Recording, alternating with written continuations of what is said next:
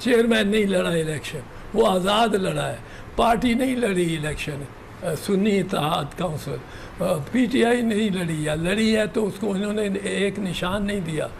अब हम कहते हैं हम सोशलिस्ट पार्टी ऑफ पाकिस्तान में शामिल हो गए और ये हमारे नंबर हैं 40, हमें उतनी सीटें दे दें, ख़वातीन की काउंट करें, क्योंकि वो तीसरा दिन क्रिटिकल पॉइंट है। इसमें कोई दुश्वारी नहीं है, इसमें कोई मसला नहीं आइन का, ये बुनियाद ही गलत रखी गई है।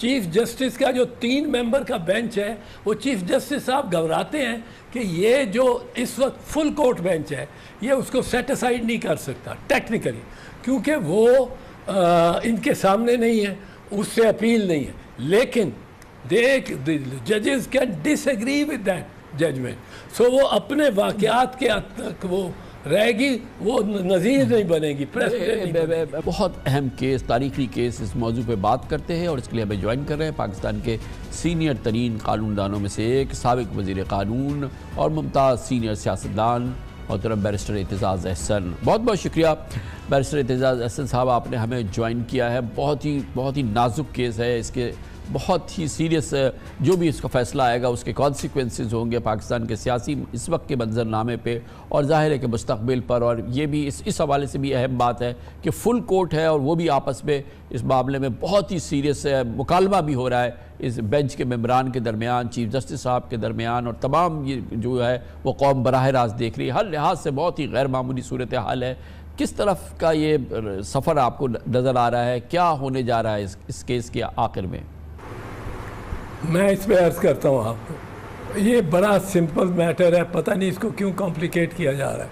आप मेरे साथ 1 2 3 करके साथ चले। नंबर 1, आर्टिकल 17 जो है कॉन्स्टिट्यूशन का 17, वो एक बुनियादी हक है जो कहता है कि हर शहरी जो सरकारी मुलाजिम ना हो वो जिस पार्टी में सियासी जमात में चाहे वो शामिल हो सकता है, जिस भी सियासी जमात। अब जिस भी सियासी जमात में इस वक्त 175 शेल्फ पे रखी हुई हैं, जिनमें से किसी में भी ज़ाहिर है उसमें टीटीपी तो नहीं है, पर जो रजिस्टर्ड पार्टीज़ हैं वो 175 हैं, उनमें से कोई भी शामिल हो सकता है किसी भी। तीसरी बात, अब फ़र्ज़ करो वो शहरी जो है वो इलेक्ट हो जाता है इंडिपेंडेंटली, इंडिपेंडेंट आज़ाद उम्मीदवार वो असेंबली में आ जाता है MNA बन के, कि अब उसको कहते हैं आप सिर्फ 11 पार्टीज़ में चूज़ कर सकते हैं क्योंकि 11 ने कॉन्टेस्ट किया है और उनमें से 9 में आए हैं, पार्लियामेंट में आए हैं, कई हैं जिनमें पार्लियामेंट में भी कोई नहीं और कंटेस्ट भी किया है, नहीं किया, उसमें आप नहीं जा सकते। भाई क्यों नहीं जा सकता? मैं वहाँ 175 से मेरी 11 की ऑप्शन किस तरह आपने कम कर दी? फंडामेंटल राइट है 175 का। और मैं फ़र्ज़ करो कहता हूँ कि मैं सोशलिस्ट पार्टी ऑफ पाकिस्तान शामिल होना चाहता हूँ, जिसने ना इलेक्शन लड़ा है ना उसका कोई मेंबर है इस हाउस में, और मैं उसमें वो पार्लियामेंट्री पार्टी खुद बन जाएगी अगर मैं शामिल हो गया।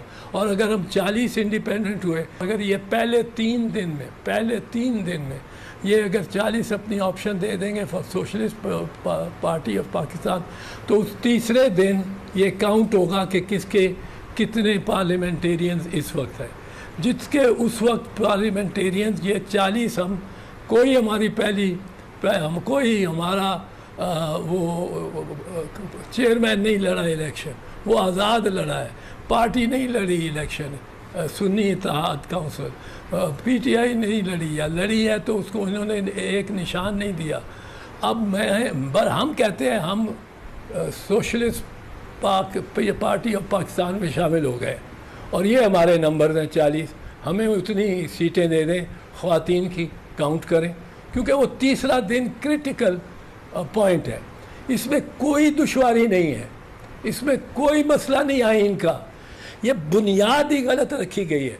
चीफ जस्टिस का जो 3 मेंबर का बेंच है, वो चीफ जस्टिस साहब घबराते हैं कि ये जो इस वक्त फुल कोर्ट बेंच है ये उसको सेट असाइड नहीं कर सकता टेक्निकली, क्योंकि वो इनके सामने नहीं है, उससे अपील नहीं है। लेकिन जजेस can disagree with that judgement, so वो अपने वाक़यात के हद तक वो रहेगी, वो नज़ीर नहीं बनेगी, प्रेसिडेंट नहीं बनेगी। मुल्ला साहब, एक चीज़ जो इसमें इम्पॉर्टेंट बात है, वो जो बार बार बेंच की जानिब से कही गई, चीफ साहब ने भी कही, चीफ जस्टिस साहब ने भी, कि आप आज़ाद थे तो आप अपनी जमात में क्यों नहीं शामिल हो गए। जस्टिस बंदूखेल ने ये बात की कि आप पीटीआई में शामिल हो जाते ना, आपको इस बात में क्या कबात थी कि आप पीटीआई में शामिल नहीं हुए।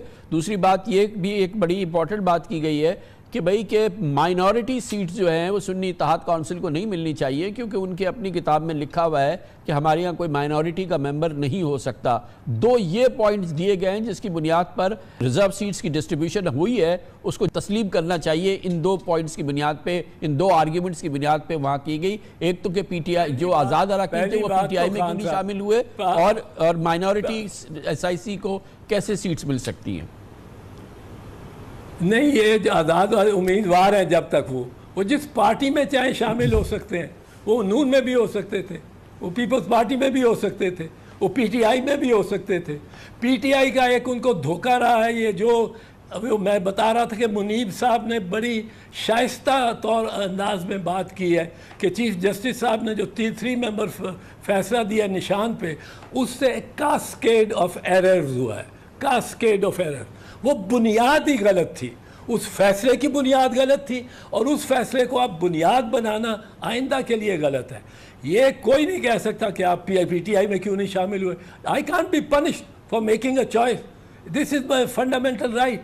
और दूसरी बात जो सुन्नी इत्तेहाद काउंसिल की है कि उसमें कोई वो नहीं जा सकता माइनॉरिटी, जो अकलियत, मैं उसको बेटर पाकिस्तानी कहता हूँ, किसी और वक्त समझाऊंगा क्यों कहता हूँ मैं बेहतर पाकिस्तानी। ये कॉर्नीलियस वाली औलाद सेसिल बी चौधरी की औलाद है, और ये हमारे मोहतरम है, ज़्यादा बेनिफैक्टर्स ऑफ अकलियतें जो हैं।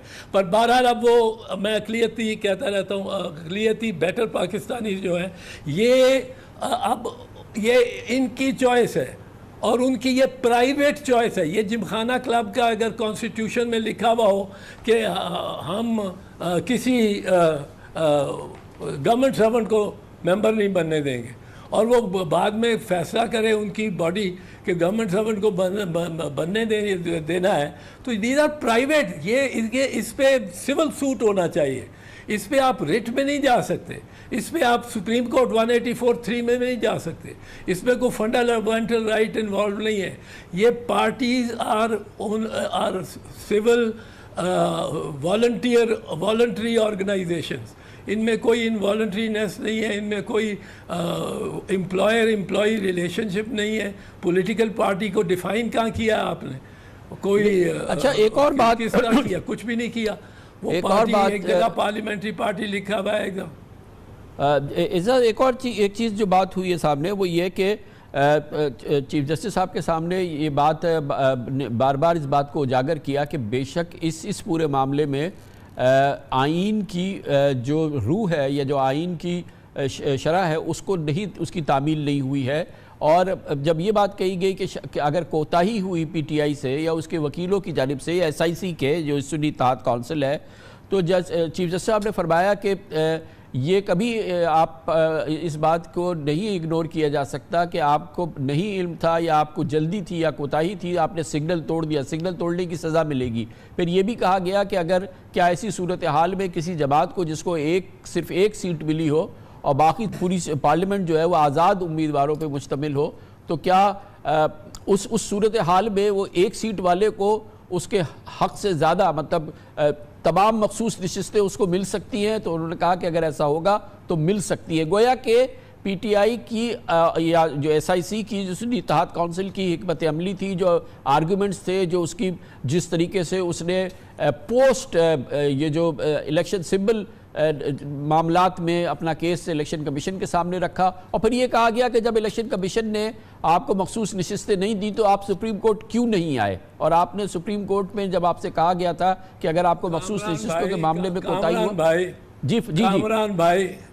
कामरान भाई, ये इलेक्शन कमीशन ने जो गलत किया वो भी आप सियासतदानों पे डाल दो। जो अदालत ने गलत किया वो भी सियासतदानों पे डाल दो। अदालत का कोई हक ही नहीं था कि वो सिर्फ 5-6 ओहदेदार जो थे पार्टी के, उनकी गलती की वजह से 3-4 करोड़ लोगों वोटरों के वो ले लेते, डिसएनफ्रेंचाइज कर देते। एक वोटर का नाम आपने वोटर लिस्ट से हटाना हो तो कम से कम 1.5 साल लगेगा आपको अब इलेक्शन लॉज के तहत। पहले इलेक्टोरल रोल्स एक्ट होता था 1976 का, अब इलेक्शन एक्ट 2017 है। तो आप करोड़ ये राजा से सुल्तान सिकंदर एक यक जुम्बिश कलम उनको डिसएनफ्रेंचाइज कर रहा है, उनसे निशान लेके। वो बीबी को पता ही नहीं बेचारी को कि वो 40 नामों में से कौन से नाम पे लिखे लगाए मोहर।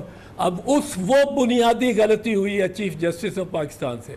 अब उसको डिफेंड करने के लिए कहा जा रहा है कि जी आप सिंधी इत्तेहाद काउंसिल में क्यों चले गए, आप उनका तो अक़लियत होगा कोई नहीं, आप PTI में क्यों नहीं रह गए, आप वहाँ रह जाते। वो रह जाते, वो तो उनको तो हाउंड कर रहा था वो राजा सुल्तान सिकंदर हर बात पे, और चीफ जस्टिस साहब भी सुनते नहीं थे। चीफ जस्टिस साहब को उस वक्त लेना चाहिए था, ये टेकअप करना चाहिए था कि भाई ये किस तरह निशान आप ले रहे हो, ये निशान पार्टी का है, पार्टी ने क्या करना है निशान से। निशान तो असल में एक ये इस पर 2 सुप्रीम कोर्ट की जजमेंट्स हैं, दोनों बीबी शहीद से मुतल्लिक है, 1988 की हैं। दोनों में मैं पेश हुआ हूँ वकील के तौर पे। एक में कहा था कि vote is a fundamental right, दूसरे में उन्होंने जब हमें तीर ना दिया तो हम फिर गए सुप्रीम कोर्ट में। मैं कराची से फ्लाई करके पहुंचा, मैंने कहा कि ये फंडामेंटल राइट हो गया वोट। अब जो इंस्ट्रूमेंट इस वोट को एक्चुएट करने के लिए मेरे लिए ज़रूरी है वो भी फंडामेंटल राइट है। और they agreed with me, they said even the symbol is a fundamental right.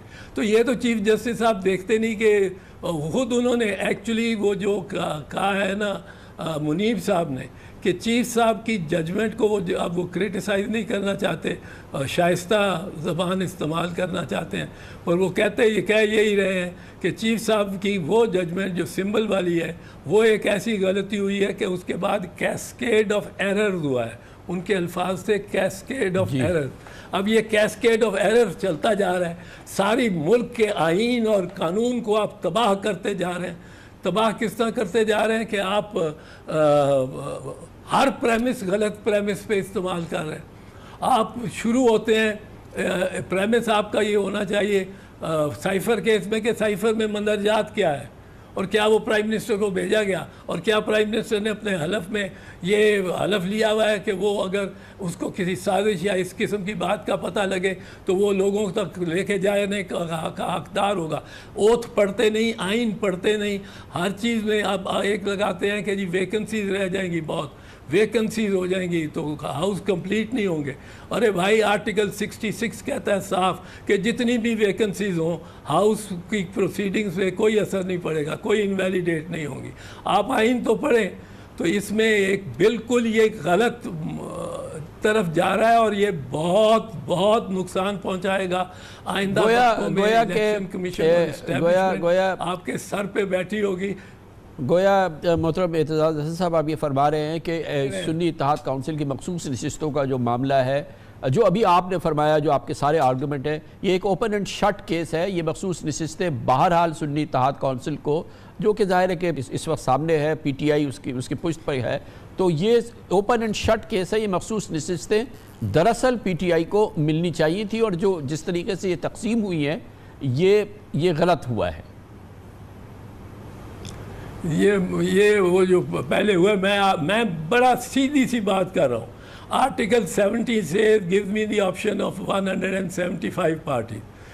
जो लॉ ये अप्लाई कर रहे हैं, ये लॉ है, नॉट द कॉन्स्टिट्यूशन। ये it has to comply with the constitution.